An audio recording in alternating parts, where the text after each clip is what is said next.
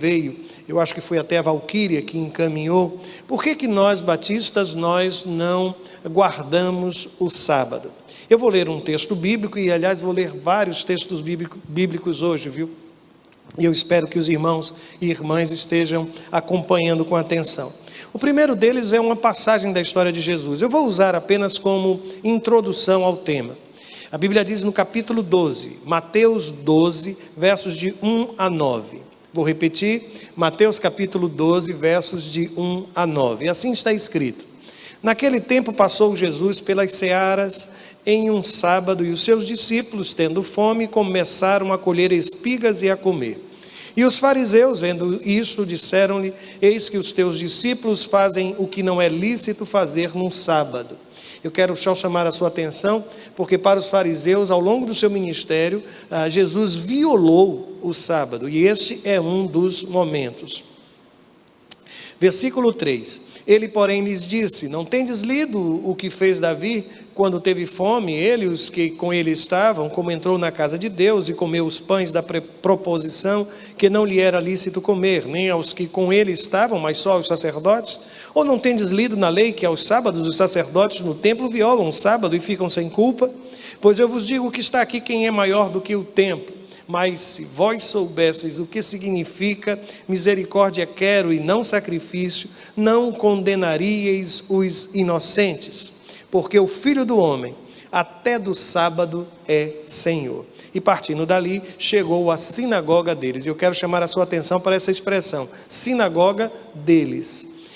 O Evangelho de Mateus, ele já começa a apresentar essa distinção entre o povo de Deus, entre os cristãos e a comunidade judaica. É bem verdade que até o final do primeiro século, não era muito fácil distinguir aquilo que era a comunidade cristã daquilo que era o judaísmo. Tanto que no livro de Atos, o cristianismo aparece como se fosse uma seita judaica. Mais um partido, um partido religioso, assim como fariseus, herodianos, saduceus. Alguns imaginavam que o cristianismo era, na verdade, apenas uma seita judaica. E os costumes, eles acabaram preservados. E com isso, a distinção cada vez mais difícil. Mas no ano 90, quando aconteceu claramente a expulsão dos cristãos do convívio com os judeus, e mais ainda, depois de um período de grande perseguição, primeiro movido pelo próprio judaísmo, depois pelo Império Romano, essa distinção começou a ser feita com mais facilidade. Eu esqueci de dizer, ou melhor, repetir o que eu tenho dito.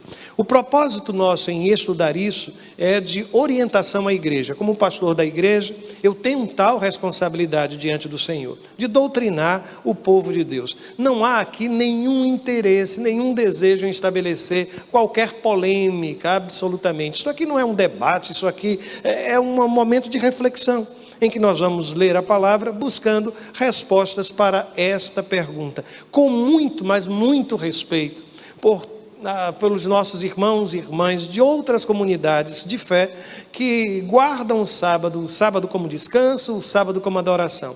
Aliás, eu posso falar isso com o coração muito tranquilo, porque os irmãos, não sei quantos se recordam, sabem que houve um dia, por exemplo, que aqui nós recebemos um grupo enorme de jovens adventistas que participaram conosco do culto. Era um culto de domingo de manhã. E sinceramente, irmãos, nós precisamos aprender a respeitar a convicção de fé do outro, aquilo que o outro pensa. Aliás, eu tenho tido a oportunidade naquele pequeno grupo lá na Ponta Verde de conviver com pessoas de outras expressões religiosas, mas fazendo isso de uma forma extremamente respeitosa. Extremamente respeitosa. O fato de pensar diferente de você não impede que eu respeite aquilo que é a sua convicção. E, aliás, como bom batista, eu defendo o direito de que cada um de nós tem de escolher a sua própria fé. E esse é um princípio nosso, irmãos, da liberdade que temos de escolher.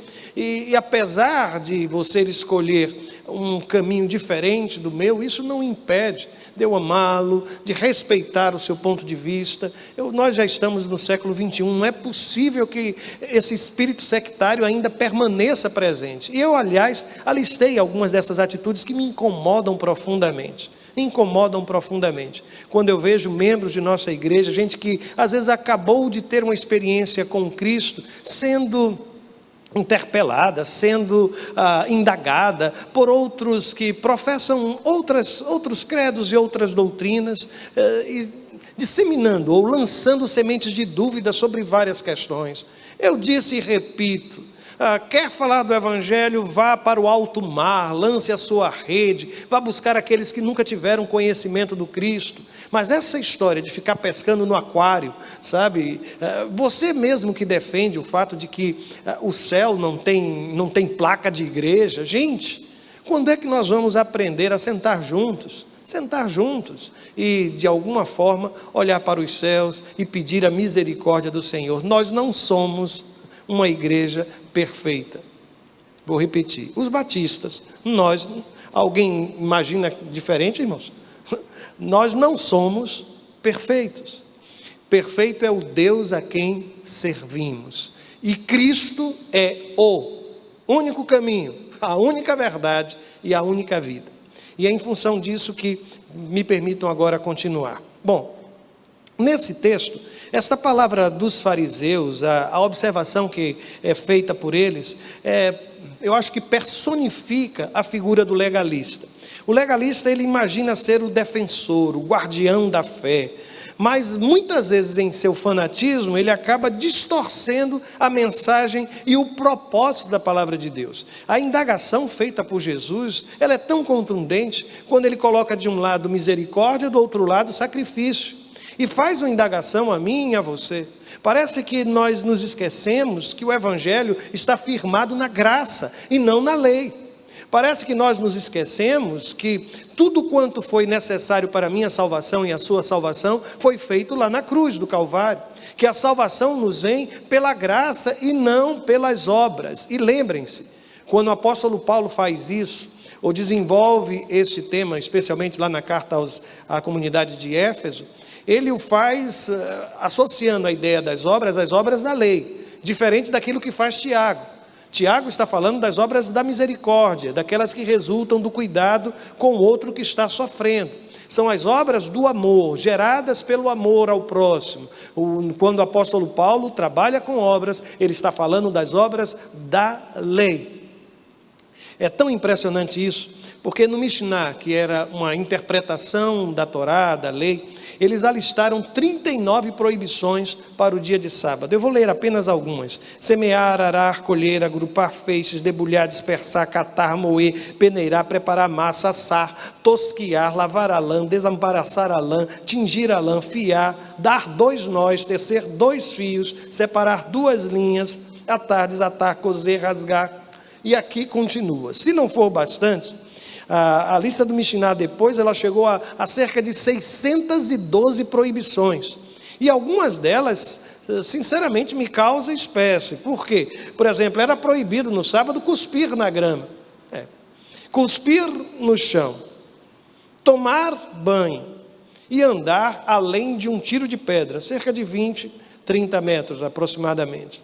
Então, é por isso que um judeu ortodoxo, ele construía a sua casa ou estabelecia a sua residência sempre muito próximo de um local de adoração, de uma sinagoga, para não infringir nesta regra do tanto que ele poderia caminhar num dia de sábado.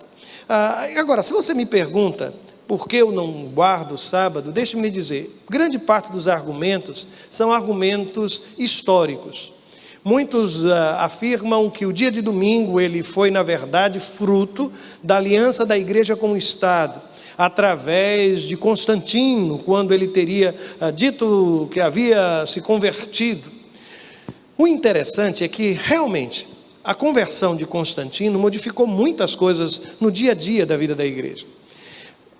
Em tese, por quê? Com Constantino acabou a perseguição. Ora, até então as igrejas não tinham templos. Houve um período em que as igrejas se reuniam nas casas, e em função da perseguição, eles nem mais conseguiam se reunir em casas. O que aconteceu? Eles começaram a se reunir nos cemitérios, nas catacumbas romanas. Ora, com a decisão, com o decreto de Constantino, que a igreja passa agora a não ser mais perseguida, o que acontece é que ele transforma, inclusive, alguns templos pagãos em templos cristãos. As imagens são retiradas e o espaço começa a ser tomado pela igreja. Portanto, este templo em que nós nos reunimos, ou melhor, os templos, eles também estão associados à figura de Constantino. Algo interessante, as procissões começaram também com Constantino. Por quê? Porque ninguém ia para a igreja, e quem era o pastor louco de começar o culto sem que Constantino chegasse? Então o que acontecia? Ficava todo mundo esperando Constantino passar, ou o imperador, ou a figura que representasse o imperador. Quando saía, então todos saíam de sua casa fazendo um cortejo e indo para o templo, para a celebração. O incenso começou a ser usado também nas comunidades cristãs. E uma das coisas interessantes, a música. Até então, gente, não havia música, coral, essas coisas não existiam, Michael, não existiam. Então, a partir de Constantino, isso também começa a ser adotado. Ora, se é para abrirmos mão de tudo quanto aconteceu a partir daí, nós íamos estar numa dificuldade enorme. Por quê? Porque o cânon do Novo Testamento, a coleção dos livros sagrados, é isso que você está ouvindo, ele começa a ser fechado e concluído também graças à intervenção de Constantino, porque até então você tinha tradições preservadas aqui e ali, e algumas vezes até divergentes. Mas quando se levanta um Marcião, que faz a primeira coleção dos livros sagrados, tirando dali toda e qualquer referência ao Deus do Antigo Testamento como Pai de Jesus, a igreja então diz: a gente precisa fazer um cânon. E começam os concílios da igreja para unificar o pensamento teológico da igreja. Por quê? Porque Constantino queria usar a igreja como uma espécie de cimento para unificar o império. Então nós temos muitas outras influências. Esse discurso de que, por exemplo, o dia de domingo era um dia dedicado ao Deus Sol, e em função da aliança da igreja com o Estado, esse culto começou a ser absorvido pelo cristianismo. Deixa eu só lhe fazer, eu acho que você conhece um pouco da língua inglesa, porque em algumas línguas, esta coisa da adoração do sol, ou do Deus chamado Sol, ficou mais forte. Você sabe como é que se diz domingo em inglês? Como é que se diz, irmãos? Olha, quantos americanos eu tinha aqui, eu não sabia, tá vendo? Sunday. Sun é o que, irmãos? Sol. E o day? Dia. Dia do sol. É verdade. O domingo era usado como celebração do Deus Sol. E a força do Evangelho foi tão grande que eliminou todos os vestígios do paganismo e absorveu isso. Se alguém não lhe dissesse isso, você provavelmente sequer sabia ou tinha essa informação. Mas aí nós incorremos numa outra questão. Vamos avançar no nosso conhecimento de inglês. Pensa agora no dia de sábado em inglês. Como é que a gente diz sábado em inglês? Saturday. Não é assim? E o que quer dizer isso? O dia do deus Saturno. Também o sábado era um dia dedicado a uma outra divindade, e isso acontecia ao longo de todo o ano, ao longo de toda a semana. E o curioso é que em relação ao Saturday, o que se diz é que ele era o Saturno, na verdade, ele era um dia muito especial para os romanos. Eu vou ler aqui a informação. O Império Romano considerava o sábado um dia de descanso consagrado a Saturno, ao qual atribuem a origem de Roma, construindo-lhe um templo e um altar à frente do fórum no Capitólio, e aí o texto vai continuando. Só para que você tenha esta informação. Ou seja, necessariamente todos os dias, dentro do paganismo romano, estavam associados a uma divindade, mesmo o sábado, mesmo o domingo.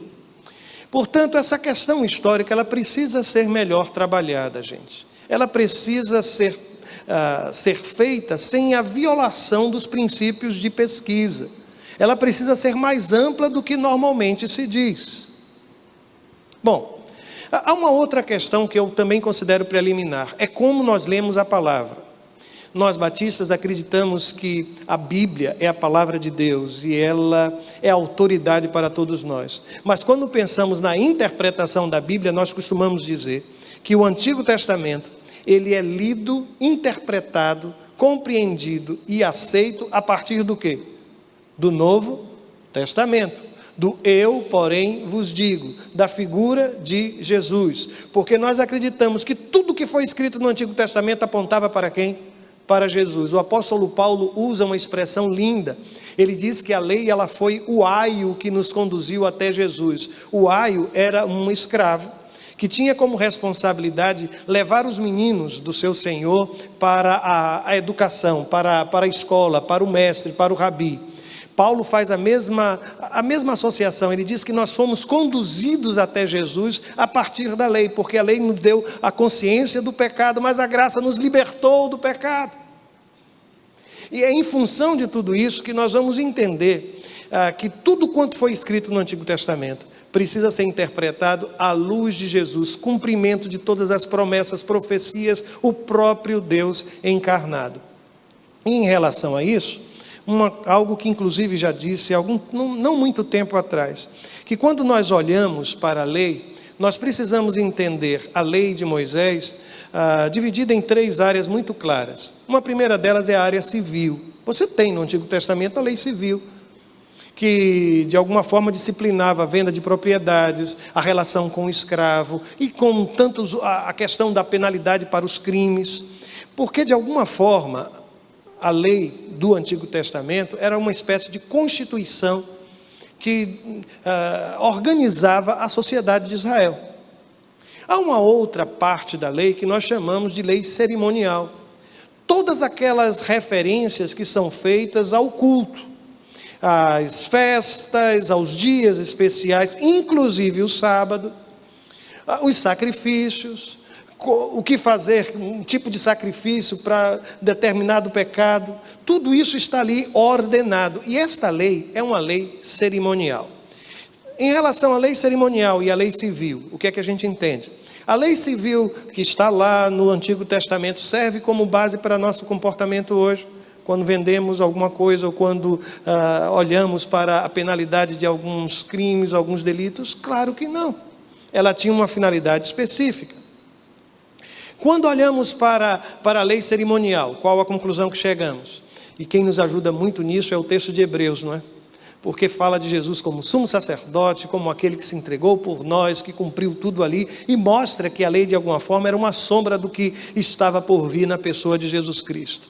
Também a lei, é por isso que nós não sacrificamos mais animais aqui, irmãos, é por isso que a gente não tem mais derramamento de sangue, é por isso que quando você comete um pecado, eu cometo um pecado, eu não entro aqui para fazer uma oferta ou um sacrifício, porque o sacrifício já foi feito na cruz do Calvário. Portanto, toda a lei cerimonial está ali, consumada na cruz do Calvário. Quando Jesus profere, está consumado, aquilo é verdade.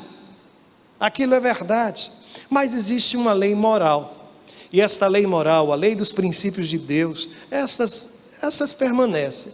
E em relação ao sábado, isso é muito interessante. Eu sei que vocês vão encontrar, e se quiserem, podem continuar pesquisando, muitos argumentos contrários, outros favoráveis, mas eu estou falando como um pastor batista, não é? Então, como um pastor batista, pastor de uma comunidade batista, eu quero lhes dizer que uma das coisas que me chama a atenção é que, quando me perguntam, por que você não guarda o sábado? Uma das primeiras coisas que me vem à mente, à vontade de responder, é porque eu não sou judeu. Se eu fosse judeu, eu guardaria o sábado. Mesmo depois do advento de Cristo, por uma razão muito simples. Se você se recorda, aliás, eu vou fazer uma citação aqui, e aqui eu começo a mergulhar nos textos bíblicos. Em Deuteronômio, no capítulo 5, vai dizer o seguinte, que o sábado, ele tem um propósito muito claro: guarda o dia de sábado para o santificar, como te ordenou o Senhor teu Deus. Esse é o versículo 12. Porque depois ele diz assim: porque te lembrarás que foste servo na teu Deus, te tirou dali com mão poderosa. Portanto, pode continuar a ler o texto, apenas para lhe dizer que o sábado ele teve esse propósito, como um memorial daquilo que foram os 400 anos de servidão dos israelitas e depois da libertação daquele povo. Uma segunda observação, notem no versículos 10 e 12 de Êxodo 20, quando diz: tirei-os da terra do Egito e os levei para o deserto, também lhes dei os meus sábados para servirem de sinal entre mim e eles. Novamente, o sábado ele tem um sinal muito claro do processo de libertação de Israel do cativeiro do Egito. Agora, em Êxodo no capítulo 31, 16 e 17, chega mesmo o texto a dizer que para com os filhos de Israel, isto seria uma aliança perpétua. Então, como eu não sou israelita, como eu não sou um judeu, a primeira coisa que eu lhe responderia certamente seria isto. E aqui deixe-me mais uma vez insistir. Quando você pega a lista dos 10 mandamentos, é tão interessante, porque 9 dos 10 mandamentos, eles são repetidos no Novo Testamento. Mas o mandamento do guardar o sábado, este não aparece. Eu sei que nesta hora você vai ouvir muitas declarações contrárias. Eu não estou dizendo que a palavra sábado não apareça no Novo Testamento, porque é isso, na verdade, o raciocínio que se contrapõe. Quando alguém se levanta para dizer que não há em forma de mandamento a instituição do sábado no Novo Testamento, há sempre um levante. E eu fiquei impressionado, fui atrás disso, sabe? E aí li vários textos, daqueles que guardam o sábado, e eles disseram o seguinte, a maioria deles, existem 59 referências ao sábado, basta pegar uma concordância bíblica que você vai encontrar isso, sem problema. Um sobre o sábado cerimonial e 8 em relação ao primeiro dia da semana. Agora, que referências são estas? Porque quando você lê algo assim, e alguém está num debate teológico e diz, não, existem 59 referências. Calma, mas eu quero saber que referências são essas. E começam a listar os versos, e você não tem o cuidado de olhar o que está escrito naqueles versos. Ora, Jesus revelou ser o sábado, por exemplo, eu vou ler aqui. Jesus e os discípulos e os apóstolos faziam trabalho missionário no sábado. Aí colocaram aqui diversos textos. Jesus dedicava o sábado para a obra de assistência social. Jesus fez do sábado um dia especial de culto, dando exemplo, indo à igreja. Gente, eu não posso... Eu vou lhe explicar por que eu tenho dificuldade até de continuar a ler. Primeiro, porque Jesus foi à igreja, irmãos. Jesus, ele foi para onde? Para as sinagogas. E lembra-se do texto de Mateus, sinagoga deles.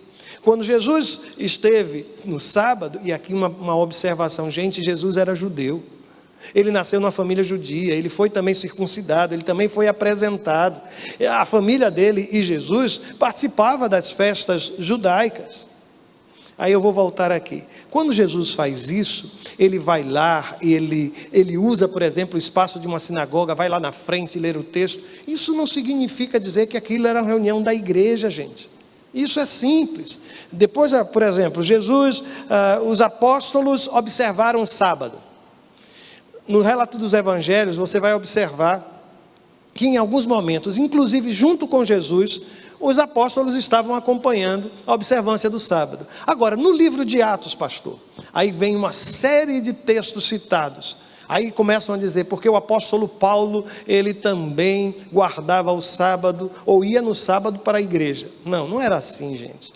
O apóstolo Paulo estava em obra missionária, ele chegava numa cidade. Qual era a visão estratégica de Paulo, quando ele chegava como missionário naquele lugar? Ele procurava onde para falar de Jesus, irmãos? Procurava onde? Uma sinagoga. Quando é que tinha culto na sinagoga? Reunião na sinagoga? No sábado. E o que é que a Bíblia vai dizer? Que no sábado o apóstolo Paulo foi para a sinagoga. Mas ele foi para a sinagoga para falar de Jesus. Para acompanhar aquele momento. Inclusive em Filipos, quando não havia uma sinagoga, ele descobriu que havia um grupo de oração no sábado. E aí ele foi e encontrou Lídia e de repente começa ali a origem da igreja lá na comunidade filipense. Portanto, essas citações, elas não trazem o sábado como mandamento. Trazem o sábado como circunstância, o sábado como espaço onde Jesus esteve presente nas sinagogas, isso fez por diversas vezes, mas não. Aliás, tem uma coisa interessante, em Mateus 24, 20, esses textos, eles costumam dizer, os seus autores costumam dizer que Jesus tinha uma grande preocupação e ele temia que seus discípulos transgredissem o sábado. Aí vai e põe o texto. Se você não for ao texto e pensar sobre o que está escrito, aí você vai ter dificuldade, porque ali Jesus está falando, provavelmente sinalizando a destruição de Jerusalém com a invasão que aconteceu no ano 70. E aí ele olha para o povo e diz, olha, orai para que a vossa fuga não se dê nem no inverno e nem do sábado. Qual é o raciocínio? Aí vem, e aqui eu vou usar a própria explicação dada ali. Fugir no inverno seria muito ruim, enfrentariam dificuldades, tinham famílias. Correto? Sim. Agora, imagine se isso acontecesse no sábado, qual seria a dificuldade? O argumento usado? O dia de sábado é dia de adorar, e durante a fuga não haveria condições para adorar. Deixe-me lhe dizer, a mesma razão apresentada para o inverno, deve ser a razão apresentada para o sábado. Uma das coisas curiosas é que quando os pagãos começaram a invadir as cidades cristãs, uma das coisas que eles faziam sempre era procurar saber quando era o dia santo, ou quando a igreja estava reunida, porque quando eles estavam fazendo isso, eles estavam completamente desprevenidos, sem vigilância. Agora imagina uma situação como essa acontecendo no sábado. O que é que iria acontecer, irmãos? Se você não podia fazer uma série de coisas, você não estaria preparado para resistir. É tão somente isso. Agora, usar esse texto com as palavras de Jesus para dizer que Jesus estava preocupado com a adoração no sábado, sinceramente não é isso que o texto quer nos ensinar. Tendo dito estas coisas, observem o texto de Levíticos, versos 23, de 1 a 3. Disse o Senhor a Moisés: fala aos filhos de Israel e dize-lhes: as festas fixas do Senhor, que proclamarei, serão santas convocações. São estas as minhas festas. Em relação às festas. Só que aqui o texto vai associar uma outra lei cerimonial, além da instituição das festas. 6 dias trabalhareis, mas o 7º será o sábado do descanso solene, santa convocação, nenhuma obra fareis, é sábado do Senhor em todas as vossas moradas. O que é que esse texto faz? Associa as festas também à prática ou à guarda do sábado. Por isso, qual a conclusão? Que o sábado também faz parte da lei cerimonial de Israel, assim como as festas. Inclusive há um texto, não somente de Oséias, mas também em Ezequiel, Oséias 2,11, que chega a dizer: olha, farei cessar todo o seu gozo, as suas festas, as suas luas novas, os seus sábados e todas as suas solenidades. Para muitos, isso talvez seja até uma palavra profética que vai acontecer no Novo Testamento. Ora, mas pastor, o irmão disse que respeita a escolha destes que fizeram do sábado o seu dia de descanso, o seu dia de adoração. Claro que sim. E mesmo porque, se você for ler comigo o texto de Romanos, capítulo 14, versos 5 e 6, veja o que o texto está fazendo. Ele separa, o apóstolo Paulo está separando aquilo que é uma opinião, aquilo que é uma consideração, daquilo que é um mandamento. Veja o que ele diz: há quem considere um dia mais sagrado do que outro, há quem considere iguais todos os dias. Cada um deve estar plenamente convicto em sua própria mente. Aquele que considera um dia como especial, para o Senhor assim o faz. Aquele que come carne, come para o Senhor, pois dá graças a Deus. E aquele que se abstém, para o Senhor se abstém e dá graças a Deus. Portanto, você, por que julga seu irmão? E por que despreza o seu irmão? Pois todos compareceremos diante do tribunal de Deus. Coisa linda, não é, irmãos? Coisa linda. O texto sagrado está dizendo: olha, em Roma, alguns julgavam ser um grande erro comer carne, e outros achavam que não. E alguns faziam distinções de dias. Aí o texto sagrado diz: gente, essas coisas não são a essência do Evangelho. Por isso, alguém pode comer, outro pode não comer. Agora tem uma coisa que é a essência do Evangelho, é a relação entre vocês. Por isso, para de fazer julgamento, para de dizer que se não fizer isso, vai para o inferno, não vai estar na presença de Deus, porque a minha salvação é fruto da graça, pela fé em Cristo Jesus, em absolutamente nada daquilo que eu possa fazer. Todo o meu comportamento é resultado disso. Desde o início da igreja, surgiram alguns que são chamados de judaizantes. O texto do livro de Atos vai dizer que alguns fariseus se converteram ao Evangelho e começaram, isso aparece em Atos 15, viu? E eles começaram, fariseu é um negócio sério, né, irmão? Mesmo depois de convertido, ainda guardava esse ranço, sabe, da observância da lei. E eles começaram a ficar muito preocupados, porque aqueles que não eram judeus começaram a se converter a Jesus Cristo, e agora o que é que vai fazer? Essa gente não é circuncidada, eles precisam ser circuncidados, eles precisam observar a lei de Moisés. O interessante é que acontece uma assembleia em Atos capítulo 15, e nesta assembleia se decide o que de fato a igreja precisaria colocar como necessidade para os irmãos, para os cristãos convertidos que não eram de berço judaico. E o resultado é que o sábado não aparece ali. O sábado não vai aparecer ali, apesar da insistência dos judaizantes. Os mesmos judaizantes que, por exemplo, vão aparecer lá na Epístola aos Gálatas. No capítulo 4, nos versos de 9 a 11, o apóstolo Paulo começa dizendo assim, versos 4 e 5. Mas quando chegou a plenitude do tempo, Deus enviou seu filho nascido de mulher, nascido debaixo da lei. Eu não lhe disse que Jesus era um judeu? A fim de redimir os que estavam sob a lei, livrar, libertar, redimir, para que recebêssemos a adoção de filhos.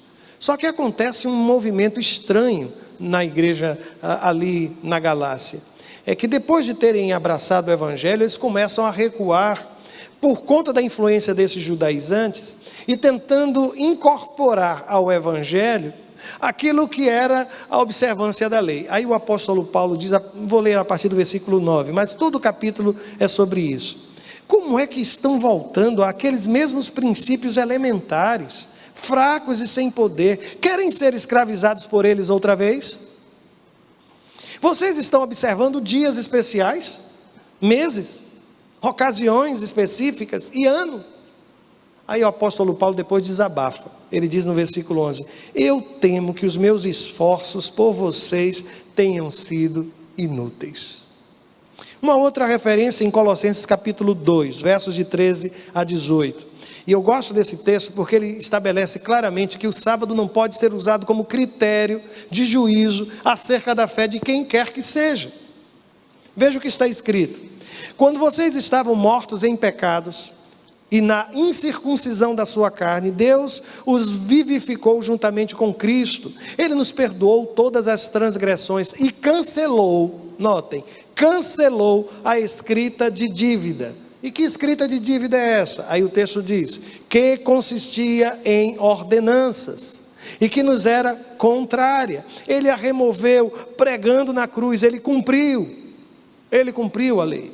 E tendo despojado os poderes e as autoridades, fez deles um espetáculo público, triunfando sobre eles na cruz. Portanto, não permitam que ninguém o julgue pelo que vocês comem ou bebem, ou com relação a alguma festividade religiosa, ou a celebração das luas novas, e agora notem, ou dos dias de sábado. Isso está na sua Bíblia, eu só estou lendo a Bíblia. Estas coisas são sombras do que haveria de vir, a realidade, porém, encontra-se em Cristo. Não permitam que ninguém que tenha prazer na falsa humildade e na adoração de anjos os impeça de alcançar o prêmio. Tal pessoa conta, diz o texto sagrado, com as suas visões, e sua mente carnal a torna orgulhosa. Eu acho que já estamos próximos a concluir, viu? Mas deixe-me lhe dizer, o que acontece com a igreja é que a partir de um determinado momento dos evangelhos, você vai perceber que o primeiro dia da semana passa a ser uma referência em nossa caminhada. E começa a partir da ressurreição do Senhor. Isso para mim é tão belo, irmãos. Marcos capítulo 16, versículo 9, diz assim: havendo ele ressuscitado de manhã cedo, no primeiro dia da semana, apareceu primeiro a Maria Madalena, da qual expelira 7 demônios. Agora observem, Jesus, após ressuscitar, nas primeiras semanas apareceu aos seus discípulos somente no primeiro dia da semana, por incrível que pareça. Ele fala com Maria Madalena, como nós vimos aqui em João capítulo 20, apareceu aos 2 discípulos no caminho de Emaús, apareceu aos seus 10 discípulos em João capítulo 20, e depois, uma semana depois, ele aparece aos 11 em João capítulo 20, 26. Uma coisa interessante é que a vinda do Espírito Santo, ela acontece no Pentecostes e foi num domingo, por incrível que pareça. E algo especial acontece naquele dia. Você se lembra do sermão, da conversão, dos batismos de uma multidão? Uma das coisas também interessantes é que, se você olhar Atos capítulo 20, versículo 7, você vai ver que a igreja celebrava a ceia do Senhor no primeiro dia da semana. Se não for suficiente, e você quiser informações históricas sobre isso, eu só posso sugerir que você leia o documento da Didaquê, onde isso também aparece, e que para muitos é talvez um dos documentos mais antigos da comunidade cristã. É possível que ela date do 4º século, mas ali você vai ver referências ao primeiro dia da semana também. Algo para mim extremamente interessante é que quando Paulo vai falar à igreja, na primeira carta aos Coríntios, no capítulo 16, versículo 2, ele manda que a oferta seja recolhida também no primeiro dia de semana no culto, para que não houvesse nenhuma dificuldade. Tudo começa a acontecer no primeiro dia da semana. Agora, se você me pergunta qual é o dia em que eu devo adorar o meu Senhor, eu vou lhe responder agora. Todos os dias são dias de adoração, irmãos. Todos os dias, todos os minutos, todas as horas são dias de adoração.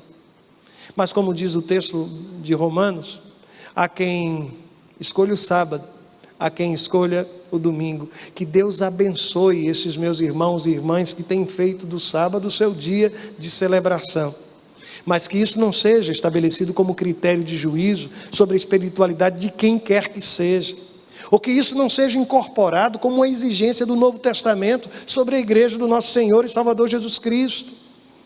Porque o que tem acontecido nos dias de hoje, é mesmo nos nossos arraiais batistas, o que eu tenho visto de pregadores, de pastores, de líderes, ressuscitando as práticas do Antigo Testamento, uso de chofar, festas sendo celebradas, indumentária, roupa, tal qual um sacerdote judeu.